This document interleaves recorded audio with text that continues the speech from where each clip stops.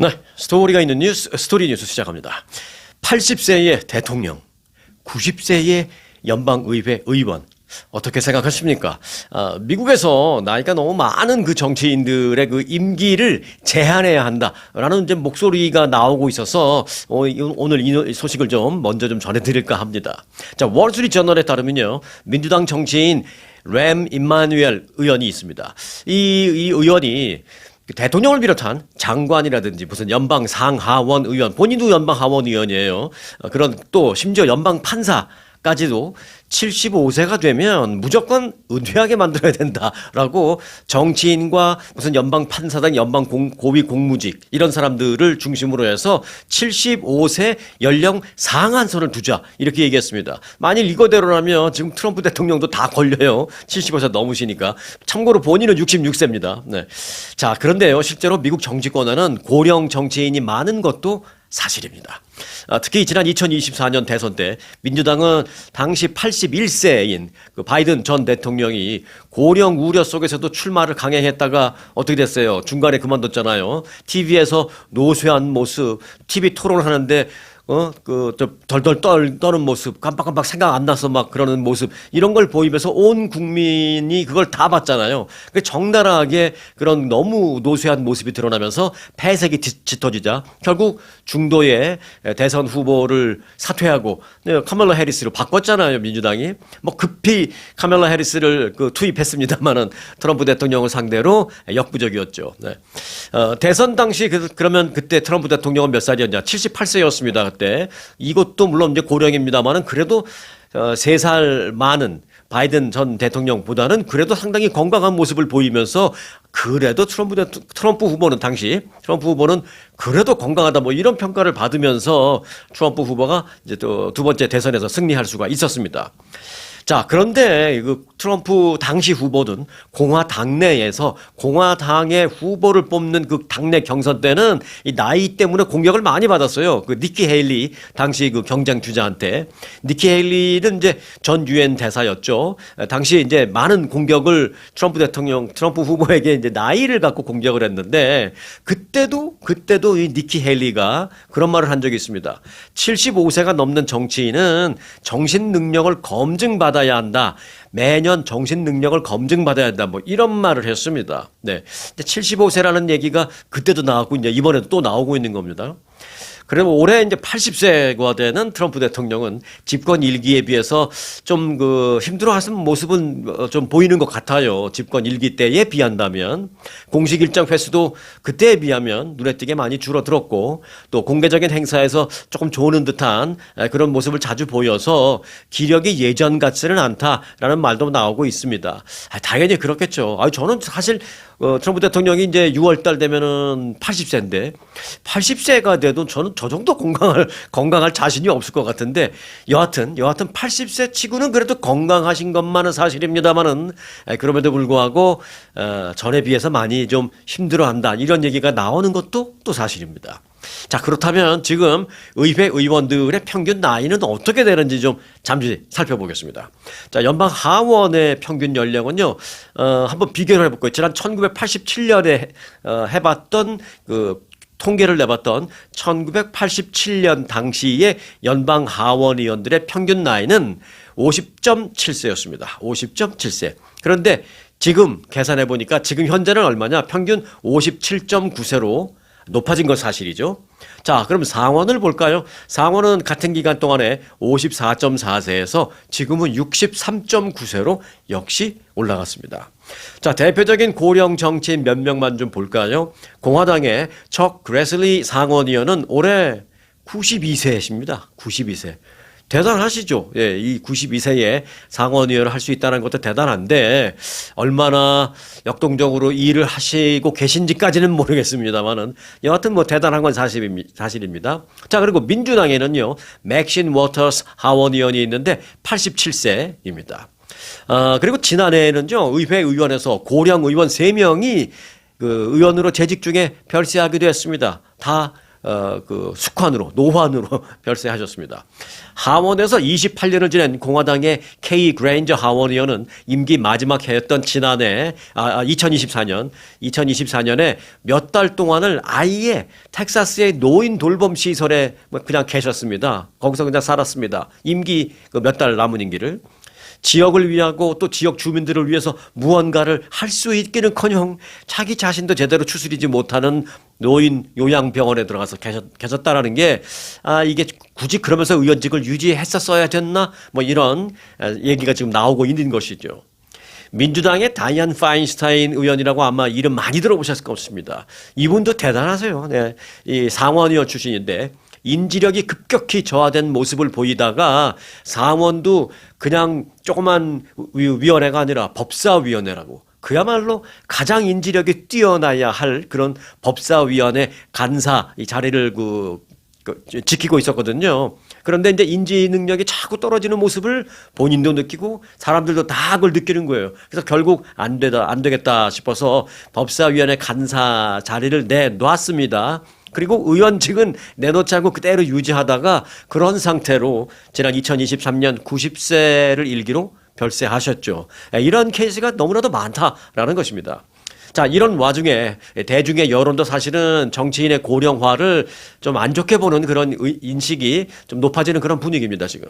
조사기관 유거브가 지난달에 실시한 한 조사가 있었는데요. 관련된 겁니다. 미국인의 고령화 정치인들에 대해서 어떻게 생각하냐, 뭐 이런 조사가 있었는데, 조사에 응한 응답자 73%가 대통령직에 연령 상한선을 둘 필요가 있다라고 답변을 했습니다. 뭐 의회 의원직 뭐 여러 가지 종류의 질문이 있었습니다만 일단 대통령직에 관련된 질문에 대해서는 답변 중에 73%가 대통령직에 연령 상한선을 둬야 된다 이렇게 답변을 했습니다. 그리고 이제 상하원에도 연령 상한선을 둬야 된다라는 응답 69%였습니다.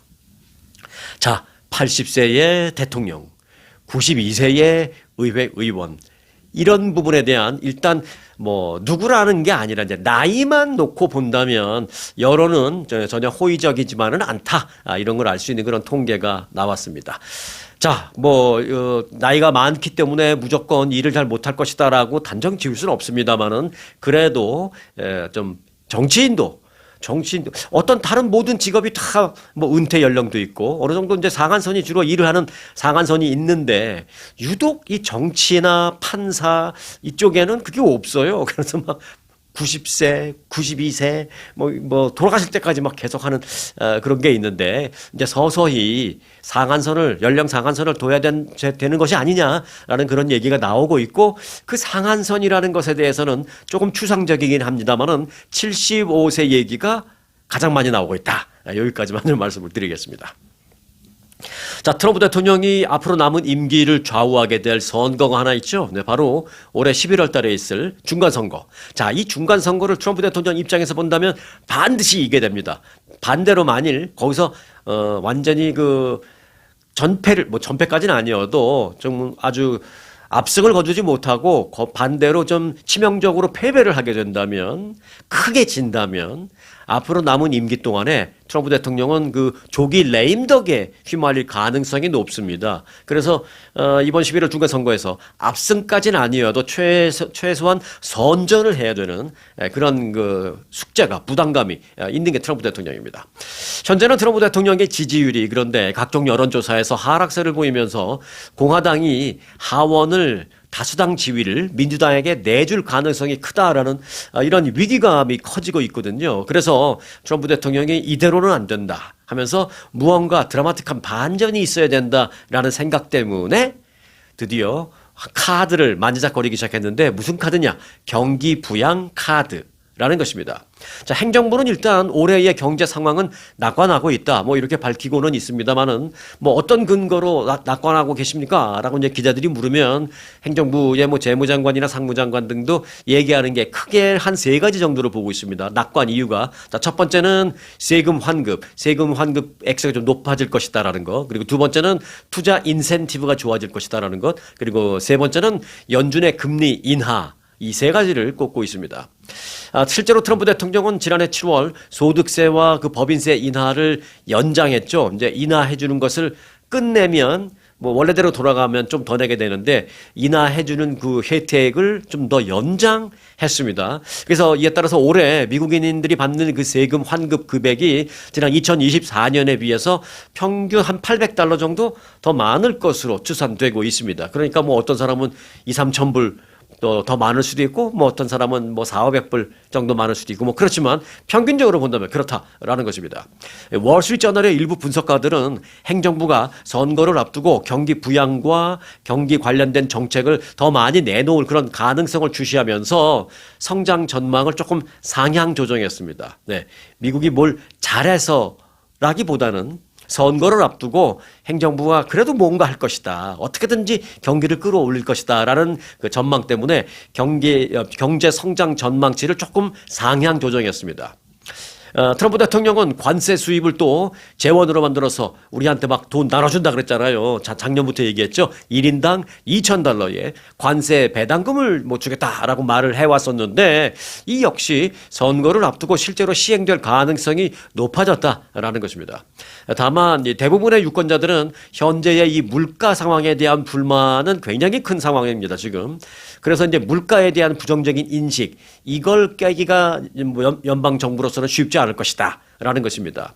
그래서 이제 물가에 대한 불만 이런 심리를 중간선거 전까지 좀 되돌리기 위해서는 부양 효과가 좀 많이 충분해야지 뭐 조금 부양 효과 갖고는 안 된다라는 것입니다.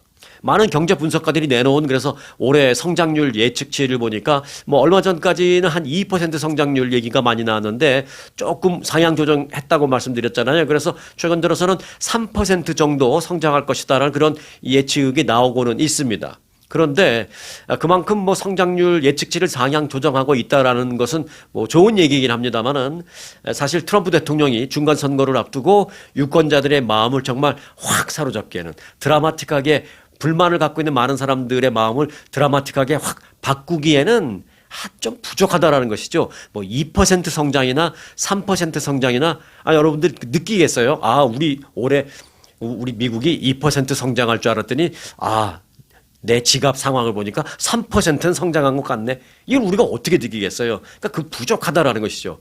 아니면 2, 3%가 아니라 한 5%나 7% 정도 된다면 체감할 수 있는 정도는 된답니다. 각각 국민 개개인이. 근데 그렇게 뭐 5%, 7%는 불가능한 일이고 그렇게 되지 않으면은 고성장률 2%, 3% 갖고는 유권자들의 마음을 확 바꾸는 건 부족하다라는 게 이제 전문가들의 분석입니다. 그래서 이제 국가 전체의 성장률 체감과는 별개로 모든 걸 좀 단 한 번에 이렇게 바꿀 수 있는 방법이 뭐가 있을까? 이건 이제 트럼프 대통령이 고민할 거라는 것이죠. 그래서 바로 만지작거릴 수밖에 없는 카드가 국민 1인당 2,000불 배당금 제도입니다. 부부 합산 4,000불을 받을 수도 있으니까 이 관세 배당금 지급 방안은 선거를 앞두고 결정적인 어떤 한 방이 될 수도 있다라고 해서 공화당과 트럼프 대통령이 아주 적극적으로 이 카드를 지금 만지작거리고 있다라는 것입니다. 때문에 트럼프 대통령이 2,000불 카드를 결국은 사용할 것이다라는 분석입니다.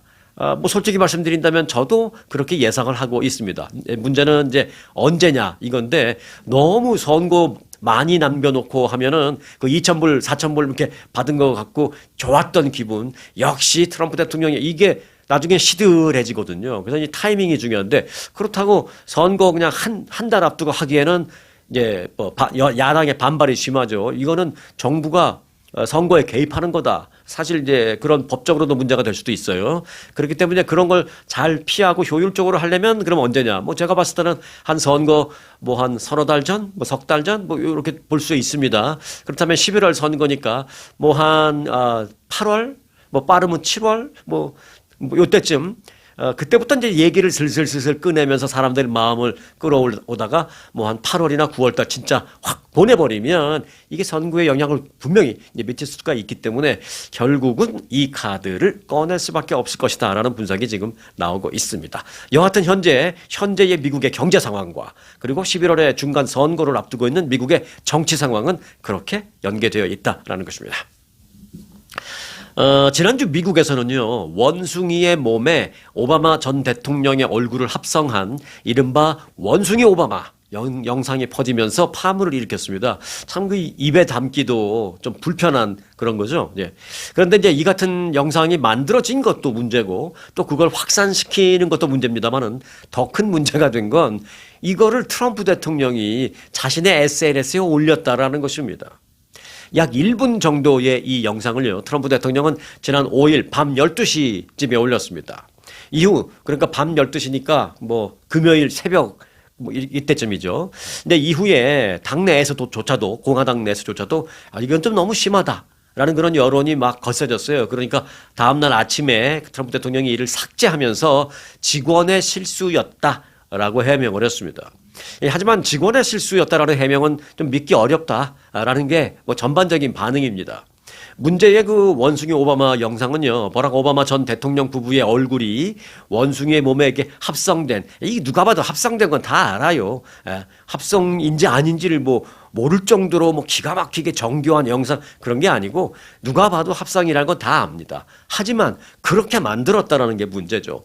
그래서 누가 만들었는지는 지금 뭐 최종 확인되지는 않고 있습니다. 그런데 일각에서는 저도 좀 여러 가지 방향으로 좀 알아보니까 일관되게 가리키는 한 사람은 있긴 있더라고요. 극우 성향의 한 유튜버가 만들어서 퍼뜨린 것으로 지금 보이고 있습니다.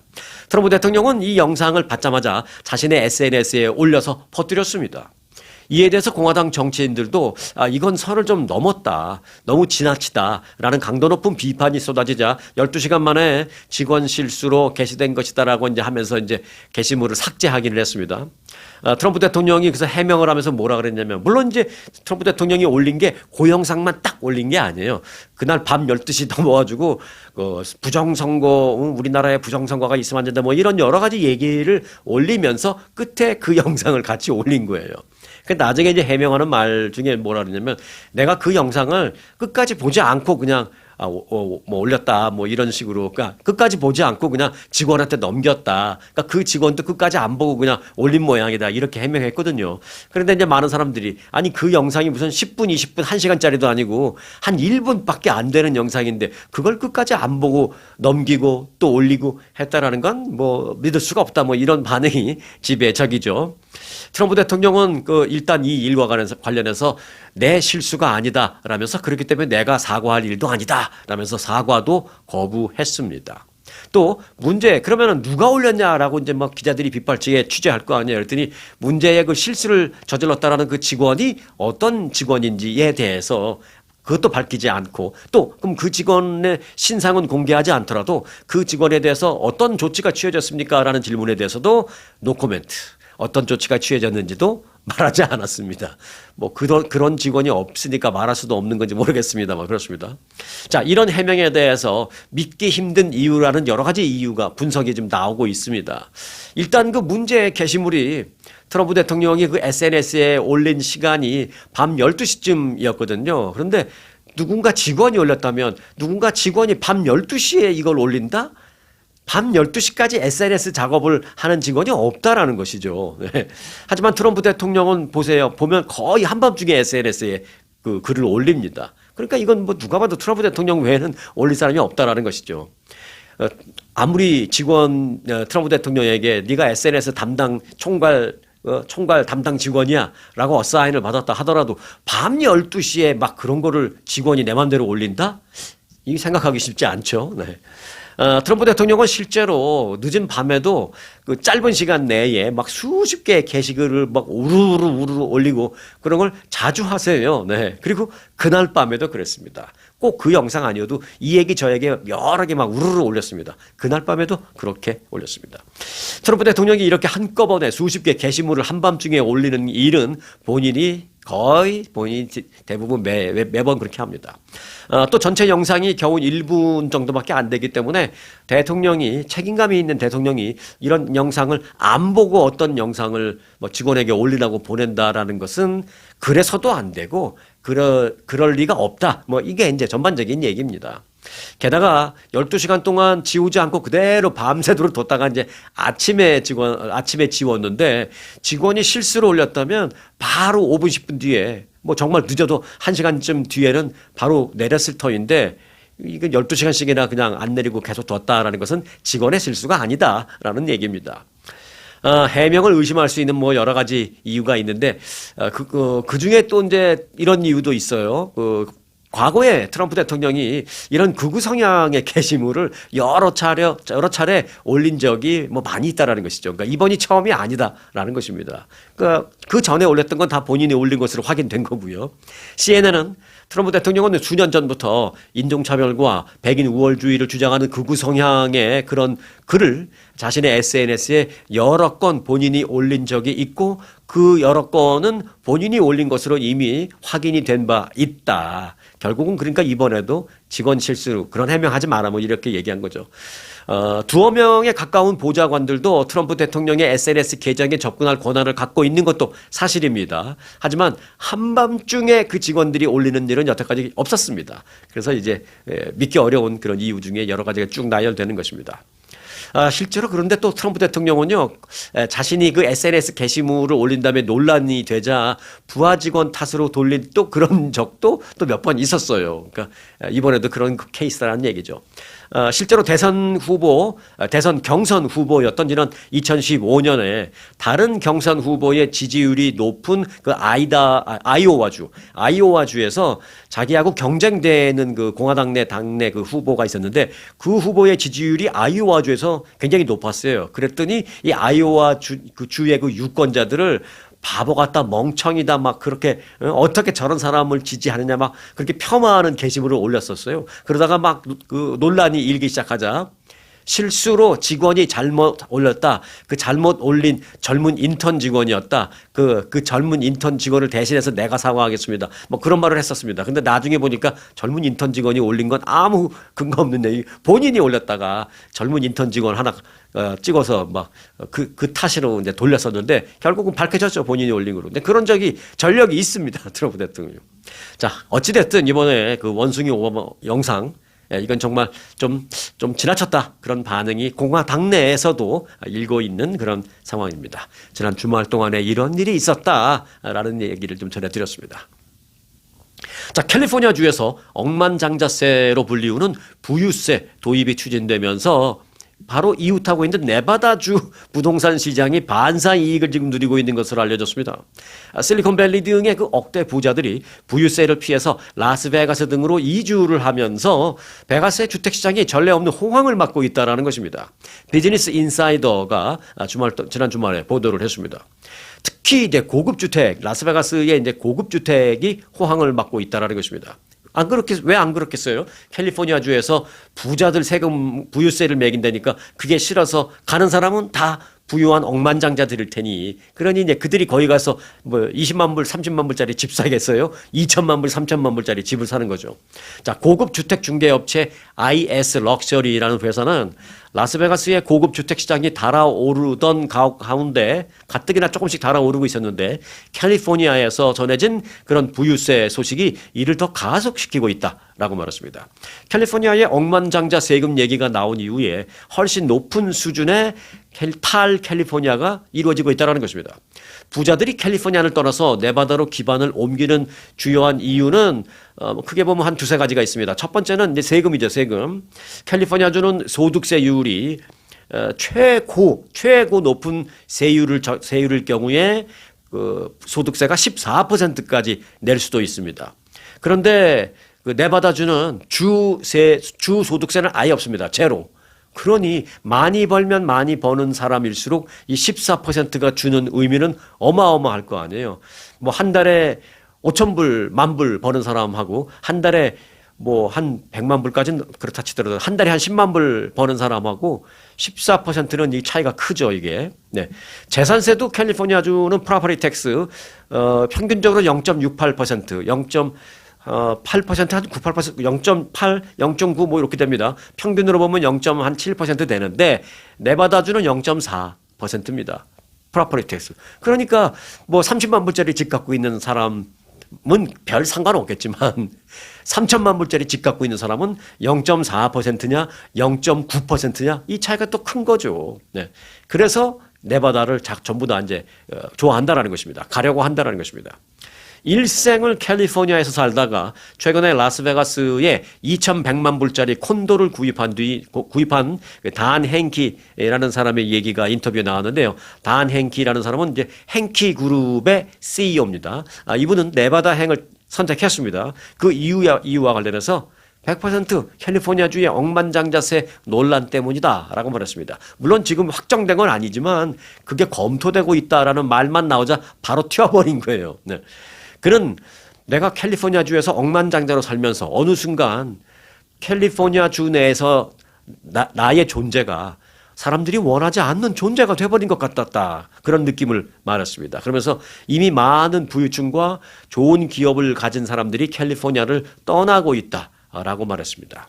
행키 회장이 캘리포니아에 남고 만일 그 억만장자세가 실제로 도입이 돼서 내야 한다면 그가 내야 할 세금이 얼마냐 를 물어봤더니 한 4억 달러쯤 될 거다라고 말했습니다. 예. 물론 근데 이거는 매년 내는 건 아니고요. 한 번만 딱 부과하는 걸로 이제 생각해 보자고 한 거예요. 그 개빈 뉴섬 주지사를 비롯해서 이제 몇몇 사람들이 딱 한 번만 요걸 걷자 그런 얘기 한 겁니다. 근데 뭐 딱 한 번만 낸다 하더라도 한 번에 4억 달러를 내야 된다니까 도망간 거죠. 네. 그래서 이제 이런 그 반사 이익을 베가스가 지금 얻고 있는데 라스베가스의 그 도시 분위기가 자유롭다는 점에서도 이제 많은 부자들이 선호하죠.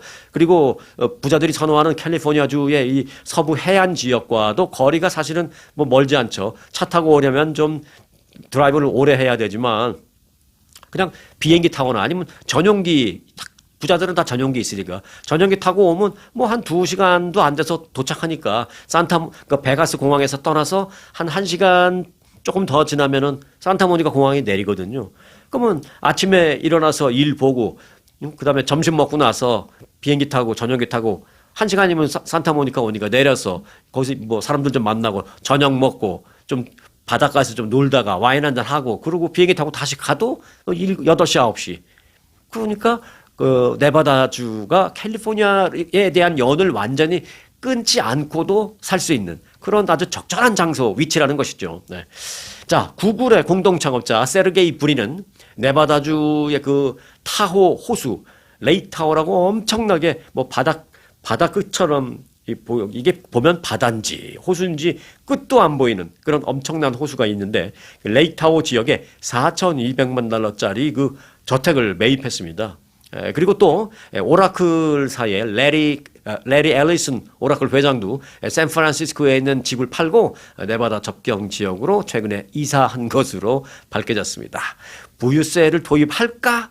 한마디에 한 것도 아닌데 도입할까? 한마디에 부자들의 탈 캘리포니아가 네바다로 이어지고 있다라는 소식입니다. 네, 중국의 그 일부 호텔 객실에서 그 몰래 카메라가 엄청나게 설치된 것이 드러났습니다. 여러분들 혹시 중국 가실 일 있으면 꼭 기억하시기 바라겠습니다. 저도 이런 얘기 여러 번 들었는데 어제 이 얘기가 또 나오길래 간단하게 좀 전해드리려고 합니다.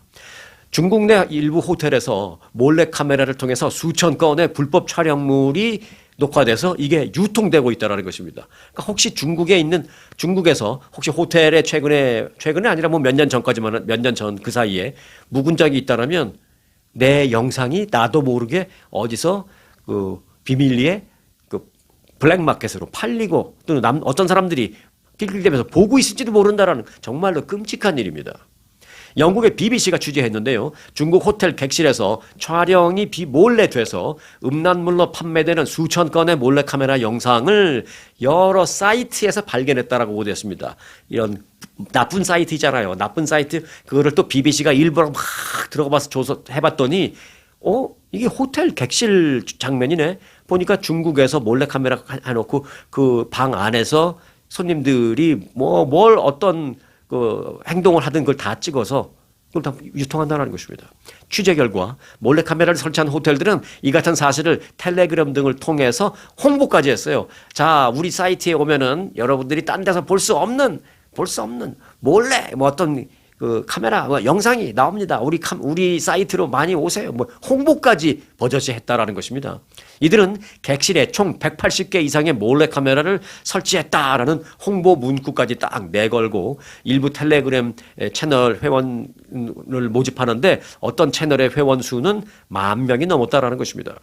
또한 일부 호텔은 몰래카메라 영상을 실시간으로 생중계하기도 했답니다. 미리 예고하고요. 자, 뭐 오늘 밤 몇 시부터 몇 시까지 A 호텔의 객실을 생중계합니다. 끔찍하죠. 끔찍하죠. 그 생중계, 라이브 생중계까지 했다는 겁니다. 그 호텔 객실에 있는 사람은 전혀 아무것도 모르는 상황에서. 중국 호텔의 이런 객실 몰래카메라 문제는 어제 오늘 얘기가 아닙니다. 10여 년 전부터 계속 나오고 있는 문제인데, 문제가 나올 때마다 중국 정부에서 뭐 철퇴를 가하니 어쩌니 해도 이게 아직까지도 계속 근절되지 않고 이러고 있다라는 것입니다. 혹시라도 중국 가실 일이 있는 분들은 참고하시기 바라겠습니다. 중국 내 호텔에는 몰래카메라가 있을 가능성이 높다라는 걸 좀 꼭 알아놓으시기 바라겠습니다. 자, 끝으로 병물, 플라스틱 병물, 바르드 워러, 이 오염 실태를 좀 전해드리겠습니다. 일회용 플라스틱 생수병 속에 미세 플라스틱이 수돗물보다도 오히려 훨씬 많다. 최대 3배 이상 더 많다라는 연구 결과가 나왔습니다. 플라스틱 입자는 인체 장기에 축적이 되기도 하고요. 또 뇌 보호 장벽까지 침투해서 뇌를 망가뜨리는 그렇게 아주 인체에 큰 피해를 일으킬 수 있는데, 병물 섭취에 대해서 그래서 경각심을 좀 가져야 된다라는 얘기가 나오고 있는 것입니다. 우리가 왜 어디 가면 아유, 나는 어디 가서 거기 있는 물 못 먹어. 나는 그래서 꼭 여행 다닐 때 병물 내가 먹을 병물 다 갖고 다니잖아 하는데, 이 병물이 무슨 박테리아나 이런 거에 오염되지는 않았을지언정 그 나노 플라스틱, 미세 플라스틱 이런 게 엄청나게 많다라는 것입니다. 그 안에. 오하이오 주립대 연구팀이 시중에서 판매되는 바르드 워러 6개 종류와 또 오하이오주 정수장의 4곳의 정수장에 있는데 그 수돗물을 비교 분석해 봤습니다. 분석 결과 플라스틱 병에 담긴 물을 마실 경우에 리터당 260만 개 내지, 이게 최소 260만 개, 가장 적게 나온 게, 최고 많이 나온 플라스틱 바르드 워러는 무려 1150만 개의 미세 플라스틱이 들어있었다라고 얘기하고 있습니다. 반면에 수돗물 틀어서 컵에 따라서 1리터를 조사해 본 결과 수돗물에서는 평균 200만 개 수준의 미세 플라스틱이 나왔습니다. 그러니까 그 플라스틱 바르드 워러에서 미세 플라스틱이 가장 적게 나온 게 260만 개인데, 수돗물은 가장 많이 나온 게 200만 개였습니다. 그러니까 수돗물에서 가장 많이 미세 플라스틱이 나온 케이스도 바르드 워러에 가장 적게 나온 것보다도 더 적은 거예요. 반대로 말하면 바르드 워러가 가장 적게 나온 브랜드도 수돗물보다 미세 플라스틱이 더 많았다는 것이죠. 심지어 가장 많이 미세 플라스틱이 나온 1150만 개와 비교한다면 수돗물보다 6배나 많다라는 것입니다. 병물에는 가장 많이 검출된 물질이 PET라고 합니다. 왜 한국에서는 이 플라스틱, 이 바르드 워러를 페트병 그러잖아요. 그 PET가 바로 그겁니다. 이 PET, 그 플라스틱 종류죠. 예. 그 PET가 바로 이제 생수병을 만드는, 그 생수병 플라스틱을 만드는 주요 소재입니다. 이는 그러니까 바르드 워러일 경우에 물 자체보다 그 용기에서 발생하는 플라스틱 입자가 주요 오염원으로 작용하고 있음을 보여주고 있는 겁니다. 병을 이렇게 뚜껑을 열거나 뭐 닫거나 하는 뭐 그런 과정에서 플라스틱, 미세 플라스틱이 착 뜯어지면서 그 안에 쫙 들어가고, 가장 많이 플라스틱이 들어가는 게 이 뚜껑을 열 때랍니다. 열 때 그냥 탁 열잖아요. 그때 거기서 미세 플라스틱이 팍 퍼져서 병 안에 들어간답니다. 다시 닫을 때도 그렇고 또 열 때도 그렇고, 그리고 이제 나중에 차 안에 놔두면 이동 중에 좀 흔들리는 과정에서도 좀 나올 수도 있고, 또 온도 변화 뭐 이런 일상적인 사용 과정에서도 플라스틱 입자가 지속적으로 물 속에 유입될 수 있다라는 것입니다. 그래서 플라스틱으로 된 그 바르드 워러, 그냥 뭐 집에 있는 부엌에 있는 펜츄리나 뭐 거라지나 이런데 그늘진 곳에 그래 뭐 놔뒀다 하더라도, 직사광선 없고 덥지 않은 그냥 선선한 그늘진 곳에 놔뒀다 하더라도 몇 달씩 지난 거는 절대 웬만하면 잡수지 마시기 바라겠습니다. 그 오래된 시간 속에서 미세 입자가 나온다라는 것입니다. 반면 수돗물의 경우에는 폴리아마이드와 고무 그리고 폴리에스테르 등이 검출됐는데, 이건 화학 용어 같은 거 다 우리가 알 필요는 없습니다만, 요거는 이제 무슨 플라스틱 오염 이런 건 아니고 정수하는 과정에서 생겼다라기보다는 강이나 호수 등 원래 그 수자원이 되는 그 원수, 그 원수가 조금 오염돼 있는 그런 경우에 그런 게 많이 나왔다라는 것입니다. 하지만 이제 수돗물의 경우가 오히려 훨씬 더 안전하다는 그런 평가입니다. 오히려 사실 우리가 찝찝해서 수돗물 그냥 안 마시지 사실 수돗물 그냥 마셔도 뭐 미 전국이 다 그렇다고 제가 뭐 자신 있게 말씀드릴 수는 없습니다만은 대부분의 지역이 수돗물 그러니까 탭워러라고 하죠. 탭워러를 그냥 마셔도 큰 문제는 없게끔 만듭니다. 나라에서. 그러니까 너무 급할 때는 그냥 수돗물 마셔도 됩니다. 실제로 지금까지 그러는지 모르겠습니다만 몇 년 전에 뉴욕에서는요. 그 뉴욕 수돗물 탭워러 그걸 병에다가 어떤 사람들 봉이 김선달처럼 병에다 담아서 팔았어요. 그래서 플라스틱 병에다가 그 수돗물 뉴욕 탭워러 달아갖고 해갖고 거기다 제목을 뉴욕 탭워러 이렇게 해갖고 뉴욕에서 이제 마켓이나 이런 데서 플라스틱 바를드 워러 사면 예를 들어서 뭐 한 병에 1불이다. 그러면 이거는 한 병 한 20센트. 아주 싸게. 뭐 수돗물이니까 뭐 더 싸도 되죠. 그렇게 팔았던 적도 있습니다. 그 탭워러 먹어도 된다는 그런 의미이기도 하고요. 네, 뭐 그런 이제 뭐 잠깐 얘기를 해드렸는데 여하튼 수돗물이 그런 면에서는 오히려 플라스틱 바를드 워러보다는 오히려 낫다. 플라스틱 오염과 관련해서는 그렇게 얘기할 수 있습니다. 자, 연구팀은 그래서 병물, 플라스틱 바를드 워러 소비를 줄여서 플라스틱 노출을 우리가 평소에 최소화하는 게 중요하다. 정 피할 수 없는 그런 상황 아니라면 바를드 워러를 먹지 않는 게 좋다. 뭐 이런 얘기죠. 자, 그러면 어떻게 해야 하느냐라는 문제가 남는데요. 전문가들은 가장 현실적인 대안으로는 수돗물을 정수기를 통해서 정수한 물을 일반적으로는 집에서는 그렇게 먹는데 그렇게 하는 물이 이제 일단 가장 좋고 그리고 이제 어디 갖고 나가야 되거나 뭐 회사나 또 뭐 직장이나 또 어디 운동하러 갈 때나 이제 물이 필요하잖아요. 그럴 때는 그 수돗물을 자기 집 물을 정수기를 통해서 나오는 그 물을 유리병이나 스테인레스 그 텀블러 그런 데다가 그러니까 플라스틱이 아닌 유리병이나 스테인레스 텀블러 같은 데다가 집에 있는 그 정수기로 물을 받아서 그리고 그거 갖고 나가서 밖에서 그걸로 먹어라 이렇게 얘기하고 있습니다. 네, 플라스틱 병물 깨끗할 것이다라고 맹신하지 마시고요. 물 자체가 더러운 게 아니라 플라스틱 병에서 나오는 그 미세 플라스틱 그게 무서운 거다라는 걸 꼭 기억해 주시기 바라겠습니다. 자, 오늘도 건강한 하루 되시기 바랍니다. 오늘 영상 마칩니다. 아주 특별한 아주 즐거운 아주 기분이 좋은 아주 편안한 아주 행복한 아주 추억의 남을 같은 코스 같은 일정이라도 추억은 차이가 납니다. 고객 만족도 1등 아주 투어. 내 인생 최고의 순간 1등 여행 아주 좋은 아주 투어 아주 좋은 213-388-4000